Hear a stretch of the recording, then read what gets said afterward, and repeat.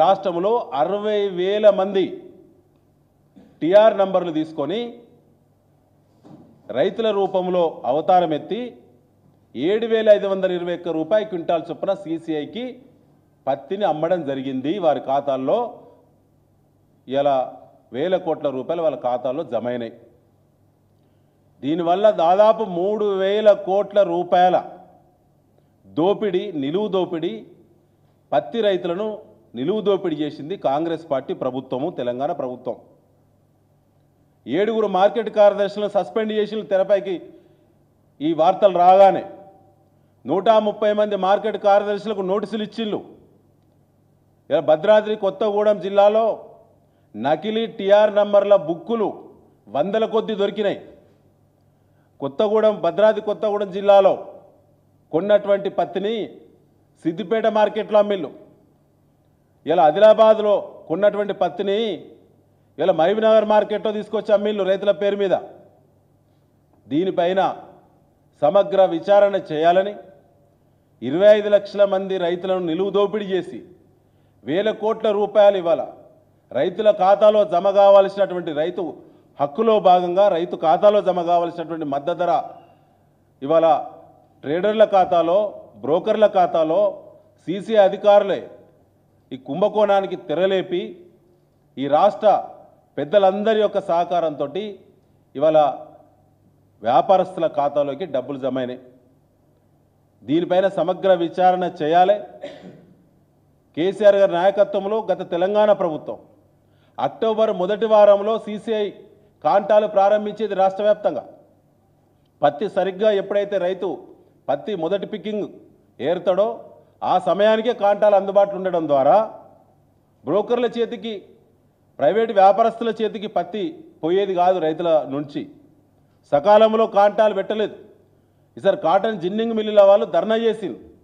మహాప్రభు, మేము జిన్నింగ్ చేయడానికి సిద్ధంగా ఉన్నాం, మా రేట్లు పెంచకుండా పర్వాలేదు, పాత రేటుకే మేము జిన్నింగ్ చేస్తాము, మీరు ఇచ్చినటువంటి పత్తిని జిన్నింగ్ ద్వారా బేల రూపంలో తయారు చేసి మళ్ళీ తిరిగి సీసీఐకి ఇస్తామని చెప్పి జిన్నింగ్ మిల్లుల వాళ్ళు రాష్ట్ర వ్యాప్తంగా ధర్నాలు చేసిళ్ళు. సీసీఐ వాళ్ళు వెంటనే రైతుల దగ్గర పత్తిని కొనుగోలు చేయాలని చెప్పి మిల్లర్లే ధర్నా చేసినటువంటి దుస్థితి తెలంగాణ ప్రభుత్వం కల్పించింది. ఒక దిక్కు సివిల్ సప్లై డిపార్ట్మెంటు రైతు కష్టపడి చెమటోడ్చి పండించినటువంటి ధాన్యాన్ని టెండర్ల రూపంలో వేల కోట్ల రూపాయలు దండుకొని కాంగ్రెస్ పార్టీ ముఖ్యమంత్రి హస్తం ఉన్నది, ఉత్తమ్ కుమార్ రెడ్డి సివిల్ సప్లైస్ మంత్రి హస్తం ఉన్నదని చెప్పి బీఆర్ఎస్ ఆరోపణ చేసిన దొంగల్లా తప్పించుకు తిరుగుతున్నటువంటి కాంగ్రెస్ పార్టీ ప్రభుత్వము లాస్ట్కు ఇక్కడ న్యాయం జరగడం లేదు, దోపిడీ ఆగడం లేదు, సివిల్ సప్లై టెండర్ల కుంభకోణంలో ఇంకా వసూళ్ల పర్వం కొనసాగుతుందని చెప్పి మరి చీఫ్ జస్టిస్ గారి ముందు హైకోర్టులో పిల్లు వేసినాం పార్టీ తరఫున. నోటీసులు సర్వే కౌంటర్ దాఖలు చేయాలని చెప్పి 13 నెలలు గడిచినా 14 వాయిదాలు తీసుకున్నది కాంగ్రెస్ పార్టీ ప్రభుత్వం, సివిల్ సప్లైస్ డిపార్ట్మెంట్ కమిషనర్. సిగ్గెట్లు అనిపిస్తలేదు కాంగ్రెస్ పార్టీకి. ప్రభుత్వమే కుంభకోణానికి పాల్పడుతుందని చెప్పి పిల్ దాఖలు చేస్తే గౌరవ కోర్టు వారు నోటీసులు సర్వే చేసి కౌంటర్ దాఖలు చేయాలని చెప్తే 13 నెలలు గడిచింది, 14 వాయిదాలు అడిగింది. కౌంటర్ దాఖలు చేయడానికి ప్రభుత్వానికి సమయం దొరకట్లేదా? కుంభకోణం జరిగింది కాబట్టే, జరుగుతున్నది కాబట్టే, ఇంకా వసూళ్ల పర్వం కొనసాగుతుంది కాబట్టే వాళ్ళు కౌంటర్ దాఖలు చేయకుండా తప్పించుక తిరుగుతున్నట్టు దొంగలు కాంగ్రెస్ పార్టీ వాళ్ళు. ఒదికు ప్యాడీ రైతులను దోపిడీ చేసిళ్ళు, టెండర్ల రూపంలో వేల కోట్ల రూపాయలు దండుకున్నారు. ఇవాళ పత్తి రైతులను కూడా 25 లక్షల మంది రైతులను నట్టేట ముంచిళ్ళు. ఇవాళ 5,500 రూపాయలకు అమ్ముకునే దుస్థితి రాష్ట్రంలో కల్పించింది కాంగ్రెస్ పార్టీ. పత్తి రైతుకు 7,521 రూపాయలకు బ్రోకర్లు, ట్రేడర్లు రైతుల అవతారం ఎత్తి మార్కెట్ కార్యదర్శుల యొక్క వారితో ధృవీకరణ తీసుకొని టిఆర్ నంబర్లు 60,000 అక్రమ ఖాతాలు ఓపెన్ చేసి సీసీఐకి మరి మద్దతు ధరకు అమ్ముకుంటే ఇవాళ 5,500 రూపాయల రైతు అమ్ముకున్న ధర ఎక్కడ? ఇలా బ్రోకర్లు, ట్రేడర్లు, సీసీ అధికారులు కుమ్మక్కై కేంద్ర ప్రభుత్వం నుంచి వచ్చే మద్దతు ధర డబ్బు 7,521 రూపాయలు క్లెయిమ్ చేస్తే ఎంత వేరియేషన్ ఉందో ఒకసారి మీరు చూడండి.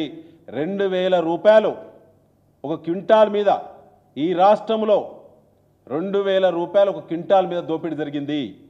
అట్లా 3,000 పైచిలుకు కోట్ల దోపిడీ జరిగింది. ఈ చెల్లింపులన్నీ కూడా ఓపీఎంఎస్ విధానం ద్వారా, ఆన్లైన్ ప్రొక్యూర్మెంట్ మేనేజ్మెంట్ సిస్టమ్ ద్వారా ఈ చెల్లింపులన్నీ కూడా రైతుల ముసుగేసుకున్నటువంటి దోపిడీదారుల ఖాతాలకు వచ్చినాయి. సీసీ అధికారుల కనసైగల మేరకు కనసన్నల్లో వ్యాపారం చేసిన వ్యాపారస్తుల ఖాతాలోకి వచ్చినాయి. దీనికి ఇలా 7 మార్కెట్ కార్యదర్శులకు సస్పెన్షనే ఉదాహరణ. అదే సాక్ష్యము. ఇలా 130 మార్కెట్ల కార్యదర్శులకు ఇచ్చినటువంటి షోకాజ్ నోటీసులే దీనికి సరైనటువంటి సాక్ష్యము.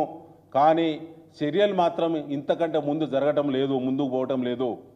దీంట్లో ప్రభుత్వ పెద్దల యొక్క హస్తం ప్రత్యక్షంగా ఉన్నది కాబట్టి వారు కనసైగల మేరకే దీపావళి పండుగ సందర్భంగా 5 స్టార్ హోటల్ కేంద్రంగా ఒక అవగాహన ఒప్పందం జరిగింది కాబట్టి ఫిబ్రవరి మొదటి వారంలో ప్రారంభం కావాల్సిన పత్తి కొనుగోలును కుట్రపూరితంగానే వారు అక్టోబర్ మొదటి వారంలో ప్రారంభం కావాల్సినటువంటి పత్తి కొనుగోలును కుట్రపూరితంగానే నవంబర్ మొదటి వారంలో కొనుగోళ్లు లేటుగా, నెల రోజులు లేటుగా ప్రారంభించారు.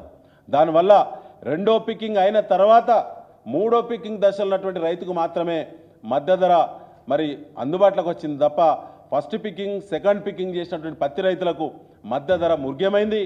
ఇలా దోపిడీ జరిగింది. దీనిపైన మరి సమగ్రమైనటువంటి విచారణ జరగాలంటే ఈ ప్రభుత్వం పైన విశ్వాసం లేదు. ఈ ప్రభుత్వానికి సిగ్గుంటే కాంగ్రెస్ పార్టీకి మరి రైతుల దోపిడీ చేసింది మరి వాళ్ళు రేషానికి వస్తే వాళ్ళ ప్రభుత్వం వెంటనే దిగి వచ్చి మరి సిట్టింగ్ జడ్జిచే, ఎందుకంటే ఇది భారీ కుంభకోణం, ఇది 25 లక్షల మంది పత్తి రైతుల చెమటను ఇలా దోపిడీ చేసినటువంటి అతిపెద్ద కుంభకోణం కాంగ్రెస్ పార్టీ రెండోసారి పాల్పడ్డది రైతుల మీద.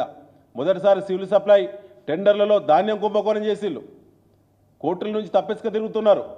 ఇవాళ స్వయంగా సీసీఐ కేంద్రంగా 25 లక్షల మంది రైతులను దోపిడీ చేసింది కాంగ్రెస్ పార్టీ ప్రభుత్వం.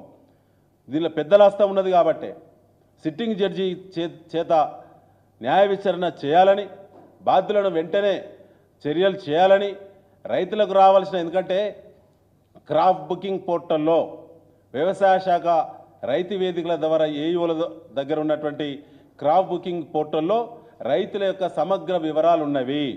అందులో చాలా స్పష్టంగా రైతులకు సంబంధించిన దాంట్లో ఇలా 44 లక్షల ఎకరాల విస్తీర్ణం, 25 లక్షల మంది రైతుల యొక్క వివరాలు క్రాప్ బుకింగ్ పోర్టల్లో ఉన్నవి.